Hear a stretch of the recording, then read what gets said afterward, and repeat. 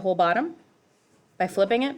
No, I mean like times like the top to top again and to the bottom. Oh, I see what you're saying, because one is, it's like they're opposites of each other like this? Yeah. I didn't do that, and that doesn't seem like a bad idea to me. I probably would think that's a good idea to try. What were you saying? I say cancel out 1 over x. Okay, can we just cancel out just this and this? No. No, you could if it was multiplying. And the thing is that it gets really confusing when you get into variables. You kind of forget yourself. For example, everybody look up. What if I wrote this? 3 plus 4 over 3 plus 8. That is what? 7 over 11? Everybody agree? If I cross these out, is 4/8 the same thing as 7/11? No, but if I was multiplying them, that would have been exactly the same. Because this would have been 12 over 24, which is 1/2, and 4 out of 8 is 1/2. So if there's multiplying in there, you can cancel stuff out, but if it's adding or subtracting, it's frozen by itself, you can't do it. And then somebody said something over here. They have common denominators already. So I'm going to do the top first. That's 1 plus y over x. And guess why I like that? Yes, I really like, this says y plus 1, and this says y plus 1. And then I'm going to write the divided sign. The other one is 1 minus y over x. This is looking better. Now what should I do? Reciprocal. 1 plus y over x times x over 1 minus y.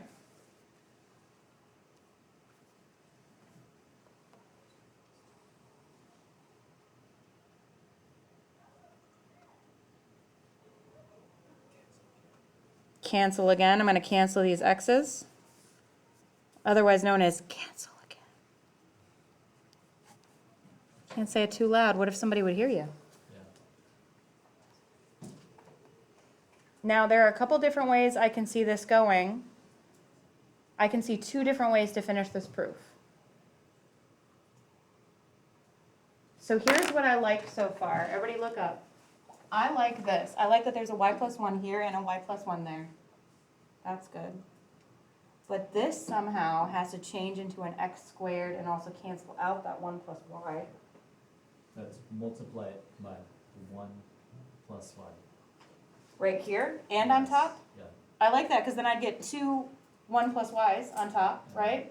And then on the bottom, it'd be a 1 minus y and a 1 plus y, which would do that FOIL cancel out thing, the difference of squares, which would make 1 minus y squared, which is cosine squared. That would work. Yeah.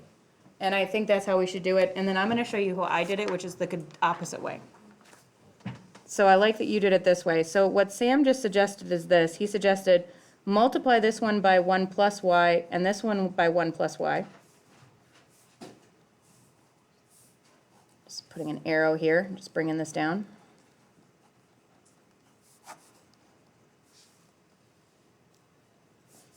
So here I've got a 1 plus y and a 1 plus y. You can make them look exactly the same if you want to. And the bottom, if you FOIL it out, you get 1 minus y squared.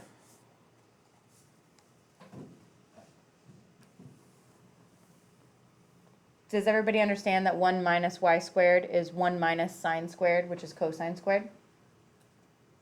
That's on your unit circle. So what Sam is suggesting is that then we end up with 1 plus y over x squared, or cosine squared, which is the same as this.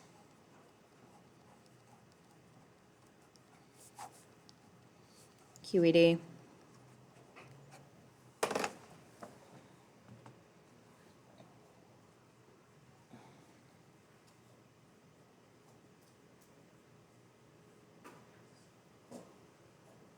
Now, let me show you how I did it when I was practicing.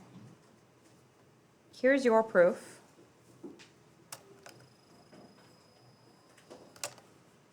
Okay, so that's the proof we just did. This is complex math. Good for you. Does it feel good at all? Besides the sarcastic comments that some of us are making Not so much under our breaths? Here is my proof. So I was on the same path as you, where I started by factoring, canceling stuff out. I got the same place you did, except for what I did here on x squared is I changed it to 1 minus y squared there. So I changed cosine squared, because on my unit circle, I noticed this. I noticed that it says cosine squared equals 1 minus sine squared, so I made that 1 minus sine squared there, and then I factored the bottom and canceled the top out. So in the end, my final proof was 1 plus y over 1 minus y are equal to each other, and I got QED. So even my ending doesn't look like your ending, but it's still right. So this is complex stuff, and it is hard, but you are smart. You're the smartest kids in this school as far as math goes. You are the absolute top. And I'm proud of all of you, even if you feel like you shouldn't be here, you should. So, this is a hard lesson. Take it slow, take it with a partner. You can work with your partner here, or you can work with somebody else if you want to. But spend some time doing proofs today. Does everybody already have the